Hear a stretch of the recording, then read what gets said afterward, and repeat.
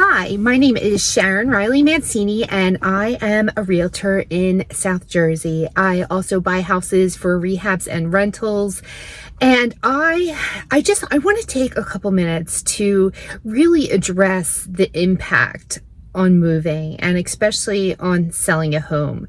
So I think, we're so caught up in the details of how do I sell? Who do I sell to? How do I make the most amount of money? How do I lessen the impact on how much I have to strive to sell this house? And talk about what happens during the moving process, both physically and emotionally, because I think both are necessary to handle.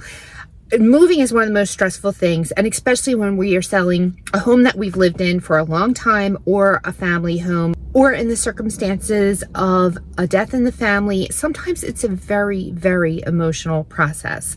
But either way, even if it's a happy moment, it's still a very emotional process. So I just wanted to take a couple minutes to talk to you about this.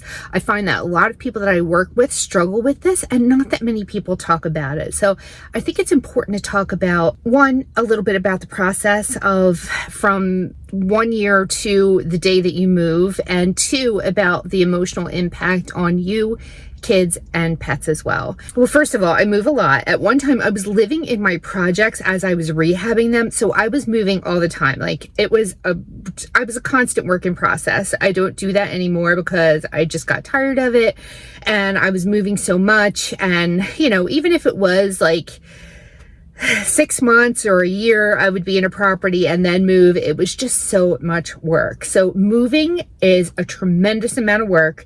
And the longer that you've lived there, the more it is, because it's also a lot of emotional work. So I also lost my father in 2018, and I single-handedly packed up and moved his house in an area that I wasn't familiar with. So I always try to help people. When I got there, I was so overwhelmed. I was like, this house, this stuff, I don't know where I am, who can help me, what resources do I have? So I will share some of that as well.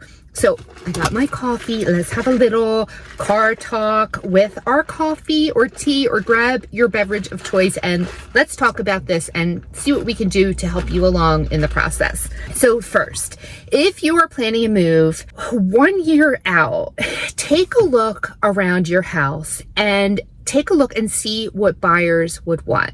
What, if you were purchasing a new home, what would you be looking for, and what do you think a new buyer would want? They want fresh paint, they want updated surfaces, and so you can actually do these updates and then enjoy them as you live in the house, as you are preparing for the rest of your sale. So if you are looking for, I'm going to sell my house next year, what can I do? What my recommendations are: number one is paint. Whether it's exterior or interior, exterior is going to be a lot less disruptive and really will give your house a lot of curb appeal. So when people pull up to your house, they're ready to go in, they want to take a look at it, you want to have them be like, I can't wait to see the rest of it. So if you want help on color suggestions on how to paint the exterior of your house, let me know. I rehab houses as well, so I've become an expert in finishes and finding out what the most amount of buyers want. So if you need some help with that, let me know. Also, interior paint. So that's going to be a little bit more disruptive because you have to move your furniture out from the walls. You have to take things down from the walls. So that may not be what you want to do at this point 1 year out. The other thing that I can recommend is doors. Replace the doors in your house, whether it's the front door, side door, back door, sliding glass doors, whatever it may be.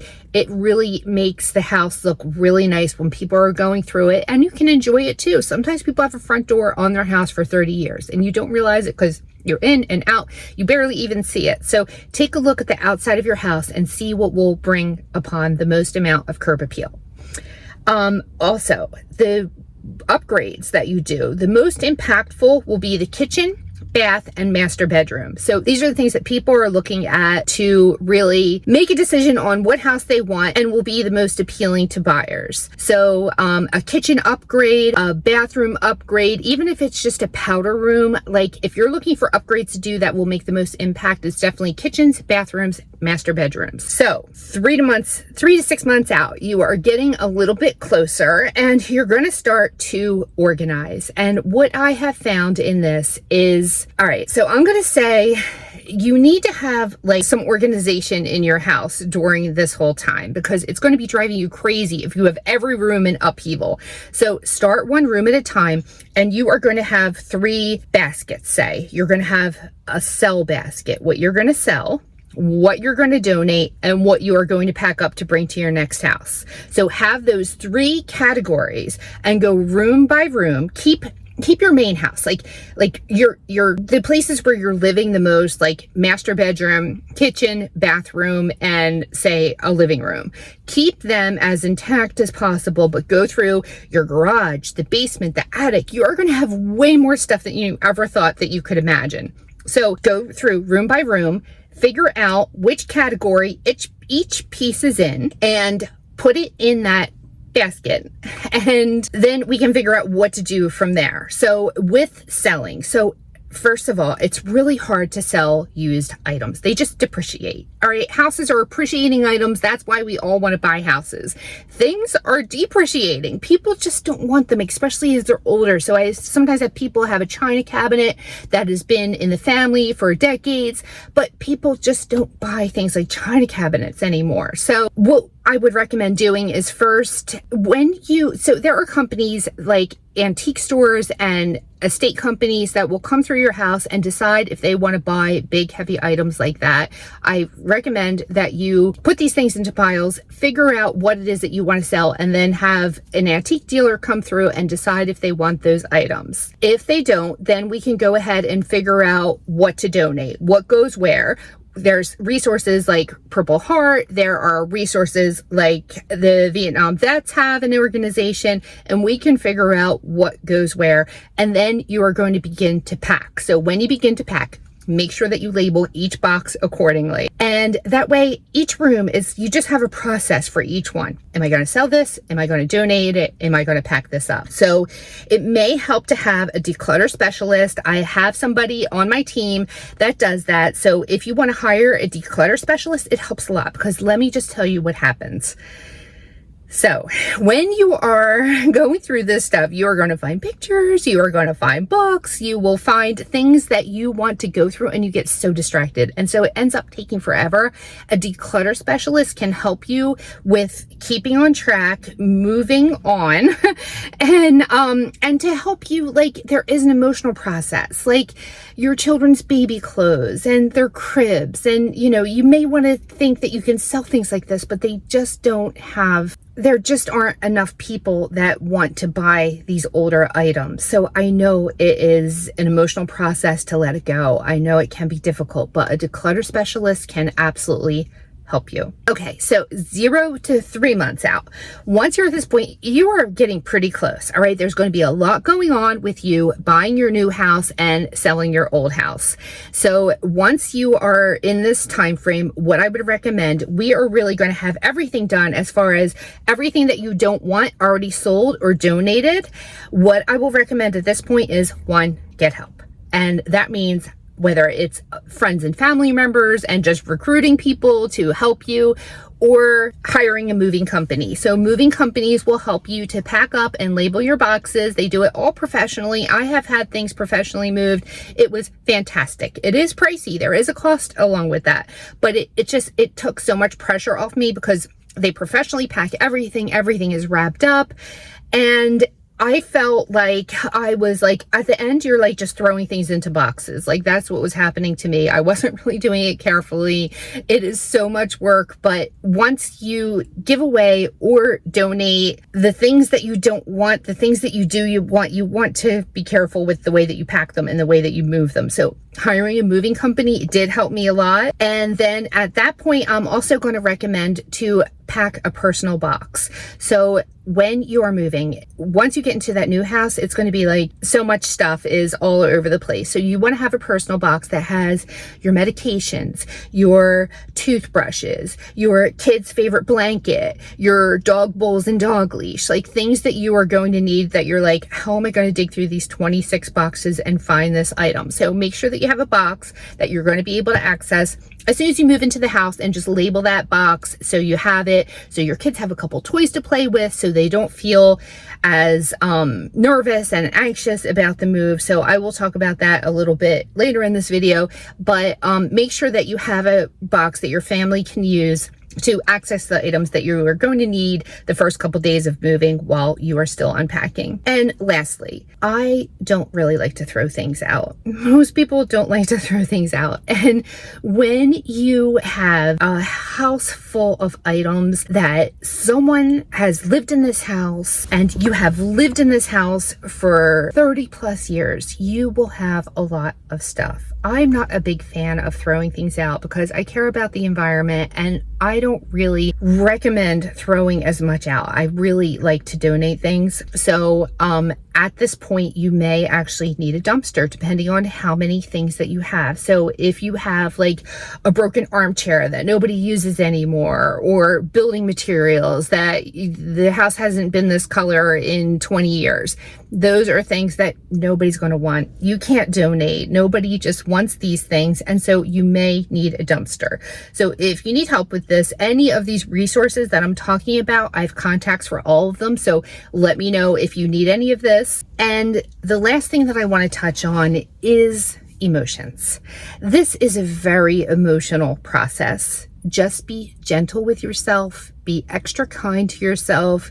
You may have lost someone in this process. I remember when I was cleaning out my dad's house, I was finding things that just reminded me of him. Like, it was just my dad everywhere. And so it is so painful. It did help me because what I did is I took everything out to the garage, and then there are, if you're on Facebook, in each town, there's a buy nothing group with each town. Like, let's say buy nothing Cherry Hill, buy nothing Morristown, buy nothing Mount Laurel. You can add yourself to these buy nothing groups and put the items on there and just have people come over and get them. So I would just open up the garage, people would come over, and I have to tell you, like, I was there all by myself. I was in Atlanta, Georgia. I hadn't been to my dad's house in a while. He was always coming to visit me. I hadn't been there in so long. And so the house was so cluttered full of stuff, but the people that came over, like, they were so kind. And I loved like seeing my dad's things go to people that could use them, like his fishing things.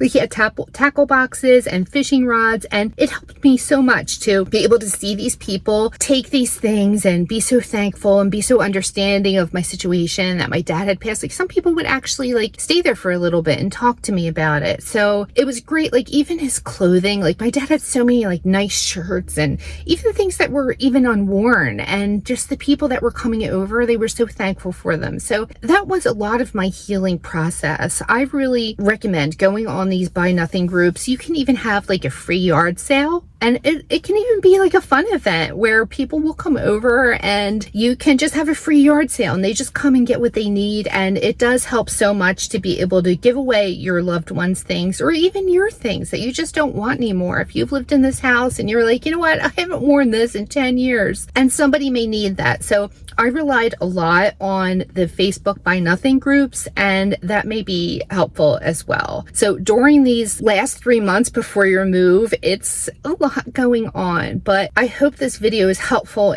for you to help declutter. And as far as the emotions, like, I think it's important to talk about it. So sometimes this will be a family home, and it's very, very hard to let go of, and there is a loss involved. Like, I really think that should be acknowledged more, that this house is full of memories. You look at the corner where the Christmas tree always went. You remember when your babies were crawling on the floor. You remember like backyard barbecues. It is a huge emotional process. So give yourself that time to talk about it with family members. Maybe have one last dinner all together. Just be sure that you are all talking about it to each other, because there's something in human communication. There's something about talking to one another that heals us. So I am a very understanding person, even your realtor. If you want to come and talk to me about what you're feeling about this house, feel free. I'm very empathetic. I'm a very nurturing person by nature. And so if you want to talk to me about what you're feeling about the house, we don't just have to talk about the nuts and bolts of real estate. We can talk about your feelings as well. I also think it's important to have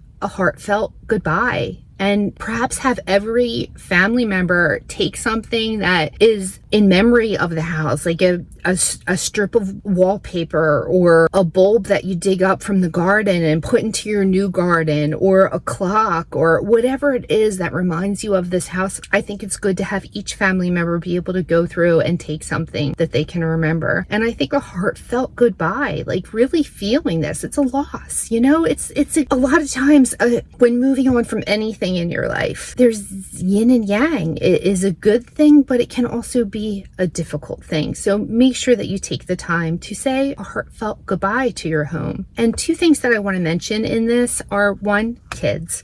So kids a lot of the time they're confused about the move. They know it's a happy and positive event most of the time, but it's a lot of upheaval for adults and even more so for children. So if you've worked with me before, you know that you got a Bernstein Bears book that I give to all of my moving families that have children that are age appropriate for this book, and also pets. So it's important to take care of your pet during this time. There's a lot of upheaval. They don't know what's going on. So maybe a light anti-anxiety medication can help. Maybe you can diffuse lavender in the house and just make this a peaceful time as much as possible. I know it's difficult to have like a lot of peace in the household when there's a lot of upheaval, but your pets need some love during this process too. So perhaps give them a little bit of extra attention, maybe the day of the move to have them go to a doggy daycare or a kennel or with a family member. So I think this is important to take care of every family member, even the furry ones. So if you need help during this emotional process, if you want recommendations of any of the people that I have talked about in this video, I work with a declutter person, I work with movers, I work with antique people. So if you need any recommendations in any of that, feel free to ask me who I would recommend. And if you are moving in South Jersey, then give me a call and I'm happy to come over, help you to emotionally process this and get your house on the market so you can sell it and move on to your next chapter. So my contact information is below. Let me know what you need and I will talk to you soon. Thank you.